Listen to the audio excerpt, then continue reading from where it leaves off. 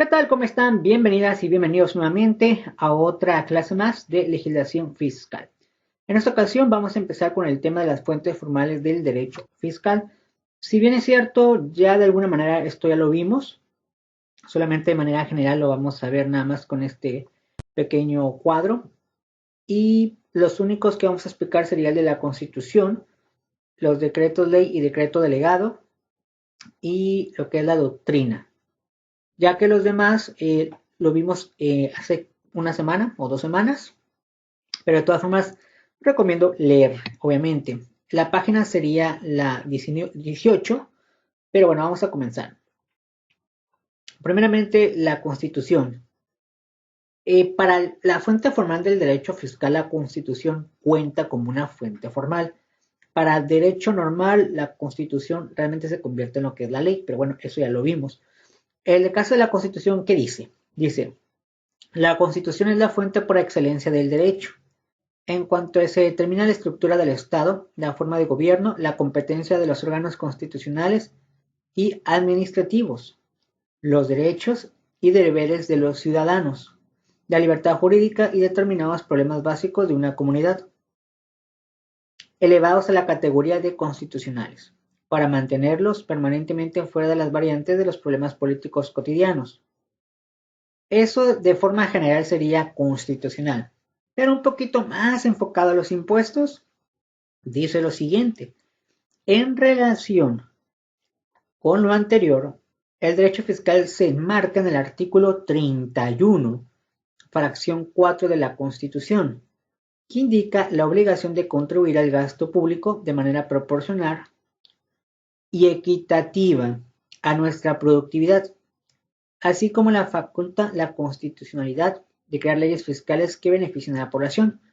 Prácticamente en ese artículo 31 de nuestra propia Constitución nos dice que todos pues debemos de pagar impuestos y es la base jurídica por la cual la mayoría paga impuestos. Obviamente de esta Constitución pues van a derivar muchas leyes que en su momento pues han visto a través de sus estudios, ¿no? La parte de la ley ya la vimos en la clase pasada, el reglamento, no recuerdo que la hayamos visto, pero lo vamos a leer. Dice, el reglamento se concibe como una norma jurídica de carácter abstracto que expide el Poder Ejecutivo en uso de sus facultades, cuya finalidad es la exacta observancia de las leyes expedidas por el Poder Legislativo. Es decir, es un instrumento de aplicación de ley de manera concreta y explicativa. Prácticamente el reglamento es como la ayuda para el entendimiento de la ley. No todas las leyes tienen un reglamento. Hay leyes que simplemente es la ley y ya, no hay un reglamento. En la mayoría de cuestiones fiscales, la mayoría tiene un reglamento.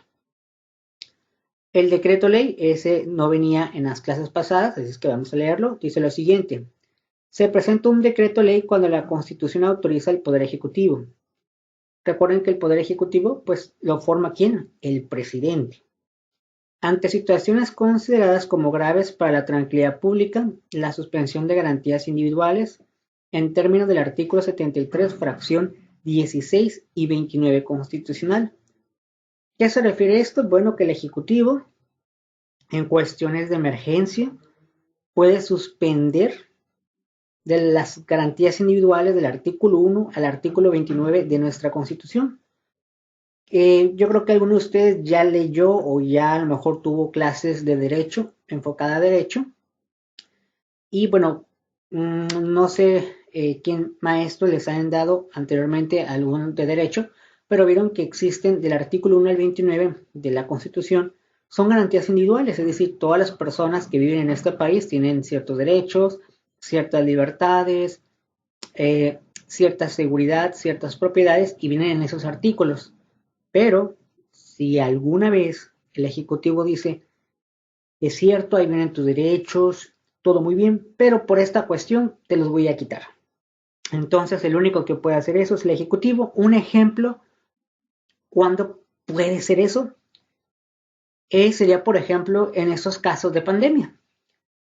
A nadie se le puede prohibir que salga pues a trabajar o que salga a cosas básicas como ir a comprar mandado o simplemente buscar alimentos, etcétera, ¿no? Con los tiempos que estamos ahorita, de alguna manera, al final, pues te tienes que mantener, ¿no? No es como que el gobierno va a decir, no salgas, pero te voy a dar dinero, pues obviamente no. Entonces, puede decir, no, pues nadie sale para nada, nadie. O nadie puede irse a otra ciudad ahorita, nadie. Recuerden que también en la ley dice que cualquiera puede transitar en cualquier parte de la República sin ningún problema. Claro, si eres obviamente de este país, ¿no? Entonces, puede ser que el Ejecutivo diga, nadie puede hacer nada. Y esto es porque por alguna situación de gravedad. En este caso, una situación de gravedad sería la pandemia. Es decir, al salir mucha gente, pues se puede infectar más y se vuelve un problema más. Podría ser un ejemplo de decir, vamos a quitar por un momento las garantías individuales. Después está el decreto delegado. Se identifica a un decreto delegado cuando la Constitución autoriza al Poder Ejecutivo para emitir normas con la fuerza de ley por un tiempo limitado y para objetos definidos, por ejemplo, la delegación de facultades para legislar en materia tributaria a favor del presidente. Artículo 131 como fundamento legal. Segundo párrafo de la ley fundamental en la que el presidente puede aumentar o disminuir tarifas de impuestos de importación para regular el comercio exterior. Bueno, el decreto delegado está más enfocado a cuestiones de economía o cuestiones de emergencia económica. En el caso de decreto ley son para cuestiones más del país internamente. Entonces, puede decir el Ejecutivo, por alguna cuestión de estrategia económica, necesitamos a lo mejor inmediatamente exportar cierta mercancía a una tasa preferencial, por ejemplo. Entonces, es un decreto delegado. Y en el caso de cuestiones de la vida misma del país, sería un decreto ley. Después las circulares, creo que tampoco venían en las clases pasadas, las que la vamos a leer. Dice, la jurisprudencia tiene gran importancia como fuente formal del derecho, ya que la mayoría de las reformas e innovaciones que se introducen en nuestras leyes, ya sea porque se detectan errores o se precisan conceptos, obedecen a sentencias que los órganos jurisdiccionales han emitido en una serie de casos análogos. La jurisprudencia por sí misma no se modifica, deroga o crea leyes fiscales, sino que únicamente puede determinar la conveniencia y en su caso el contenido de la modificación, la derogación o creación de esas leyes que haga a través de los órganos competentes para ello, para la creación de leyes por los órganos competentes. Por lo que la jurisprudencia no es una fuente formal, sino una fuente real de leyes fiscales. Bueno, ¿a qué se refiere todo esto? La jurisprudencia, digamos que es como utilizar casos similares, libros, incluso publicaciones de grandes autores teóricos del derecho, en una situación en la cual a lo mejor no se tenía contemplado o no se tiene un antecedente o se tienen antecedentes de algún caso. Es un ejemplo hipotético. Imagínense que en este país, pues supongamos que, por ejemplo, a nadie se le hubiera ocurrido, es un decir, robar el Internet, por ejemplo. Entonces, a alguien se le ocurrió. Entonces, dentro de las leyes no existe alguien que diga, una ley textual que diga, robas Internet, hay ciertas multas o sanciones. Vamos a suponer que no exista esa parte de la ley escrita. Pero alguien, al ver que la ley no dice nada de eso, dice, bueno, pues realmente la ley no dice nada, así es que no es ni legal, pero tampoco es ilegal. No dice nada. Y se pone a robar Internet. Entonces muchos dicen, pero yo también lo voy a hacer, y muchos lo empiezan a hacer. Entonces las personas afectadas van a decir, es que me robaron mi Internet. Literalmente la señal se va mucho y curiosamente parece que pues hay gente que está conectada cuando yo no estoy conectado. Pero me doy cuenta que cuando yo apago el Internet de la toma corriente, pues prácticamente no hay nada. Eso significa que alguien agarra mi Internet. Entonces, al ver que mucha gente dice, yo estoy también afectado, ¿qué hizo la autoridad? Bueno, dentro de la ley no hay nada que juzgue eso. Entonces, supongamos que los detienen a las personas, dicen, estas personas fueron, En fin, tienen toda la información para decir ustedes fueron. En este caso, por ejemplo, que no existe, bueno, quiero aclarar que es un ejercicio hipotético, pero obviamente ya existen reglas en eso. En este caso, por ejemplo, que no existiera ninguna ley que vaya, que infraccione o diga, bueno, hiciste algo que está aquí. Entonces lo que hace la autoridad es buscar semejanzas de algo parecido que haya pasado antes y tomar las medidas pertinentes para juzgar a estas personas, ya sea multas, sanciones, cárcel, etcétera. Digamos que es utilizar otras fuentes que pueden utilizarse para poder aplicar una ley cuando realmente la ley a lo mejor no existía o se tiene duda de algo tan parecido del problema. Eso sería prácticamente una jurisprudencia. La doctrina. La doctrina es una fuente real y no una fuente formal del derecho fiscal, ya que le corresponde desarrollar y precisar los conceptos contenidos en la ley. Entonces, la doctrina es un poquito parecido el utilizar a lo mejor fundamentos, hacer investigaciones para determinar si se aplica o no se aplica, ¿no? Ese podría ser un ejemplo también. Tratados internacionales, que pues bueno, ya lo vimos en la clase pasada, y prácticamente sería esa parte. Esto no es necesario hacerlo, ni nada por el estilo. De ahí pasamos nosotros a la página 26, que es la unidad 2, el poder tributario del Estado. Solamente vamos a ver el 2.1 y pues terminamos, ¿no? Y algunos avisos. Mapa conceptual. ¿Qué es el poder tributario del Estado? Está dividido en 3 secciones: funciones normativas, administrativas y jurisdiccional, que es la potestad y competencia tributaria. Después está la aplicación de la ley fiscal en un tiempo y lugar, es decir, en un espacio geográfico y de época. Limitación por poder tributario y los ingresos del Estado, tributarios y no tributarios, y la ley de ingresos. Es decir, prácticamente como el dinero que se obtiene hacia, ya sea el Estado, el municipio, y qué se hará con ese dinero. Vamos a empezar en la página 29, que es el tema de la potestad y la competencia tributaria.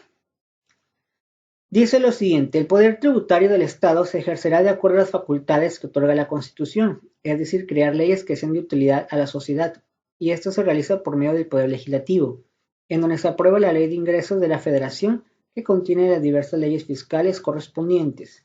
En su caso, el Poder Ejecutivo lo sancionará y lo publicará en el Diario Oficial de la Federación para su aplicación, además de proveer en la esfera administrativa para su cumplimiento y cuando esté facultado por ley. Deberá dirimir las controversias entre la administración y el gobernado que surgen con motivo de la aplicación de la ley impositiva, y en su caso a través del Poder Judicial cuando éste dirime las controversias entre la administración y el gobernado, o entre el Poder Legislativo y el gobernado sobre la legalidad o la constitucionalidad de la actuación de los poderes legislativo, ejecutivo y judicial. Toda esta parte de este párrafo se refiere, tal vez a lo mejor alguno de ustedes ha escuchado, que cada año siempre va a haber una ley de ingresos, es decir, una cantidad que se tiene presupuestada para que la autoridad pueda hacer uso de eso para muchas cosas que a lo mejor nosotros como contribuyentes o como personas que vivimos en el país a veces no lo vemos. No se mantienen ellos pues de a gratis, se podría decir. Al final, todas las personas que trabajan, ya sea en el Poder Ejecutivo, Legislativo o Judicial, pues al final son trabajadores también. Son personas que igual es su trabajo. Igual como ustedes que a lo mejor tienen trabajo, pues ¿qué ocupan? Pues que les paguen, ¿no? Aparte la, entre comillas, ventaja, desventaja de ellos es que ellos no venden nada. Es decir, no es como que ellos nos vendan algo físico.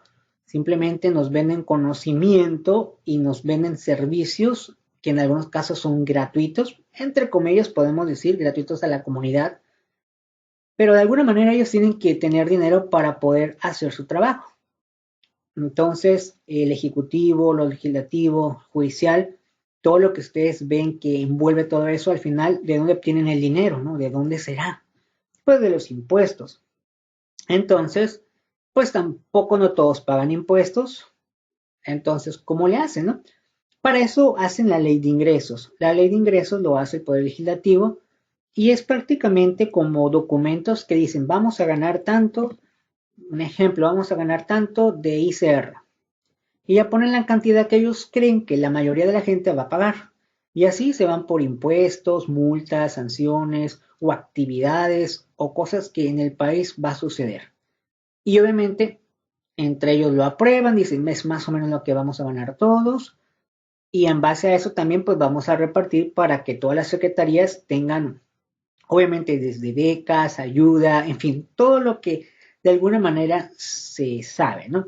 Obviamente a veces en la vida real no siempre es como parece, pero a veces algunas personas pues sí se llegan a beneficiar, otras a lo mejor no porque no, a lo mejor no tienen hijos. Y bueno, pues por eso a veces no todos se benefician. Pero bueno, esa es la ley de ingresos y pues cada año salen y pues se supone que todo lo que ustedes escuchan que dicen los legislativos es el dinero que se va a juntar. Pero después se repartirá de alguna manera en los servicios, en todo lo que a veces ustedes ven en las carteras, becas, seguridad, en fin, todo eso. Después, ya para terminar esta parte, dice entonces, la potestad tributaria del Estado comprende las funciones normativas, administrativas y jurisdiccional. En ejercicio, el Estado tiene facultades de legislación, de reglamentación, de aplicación, de jurisdicción y de ejecución que ejercerán los poderes legislativo, ejecutivo y judicial, según la competencia que confieran las leyes respectivas. Y pues aquí tenemos una forma de resumirlo, que dice poder jurídico del Estado para establecer las contribuciones. Tenemos el poder tributario y las contribuciones. Función normativa, facultad de legislación, facultad de reglamentación, función jurisdiccional, facultad de jurisdicción, función administrativa, facultad de aplicación y facultad de ejecución. Y ya para terminar, prácticamente tendrían que hacer esto. Vamos a leerlo y lo explico. Actividades de aprendizaje. Investiga acerca de la potestad y competencia tributaria del Estado. Los requisitos de entrega son presentación. Aquí en vez de presentación sería la portada. Competencia tributaria del Estado. Aquí lo único que tienen que investigar es esta palabra.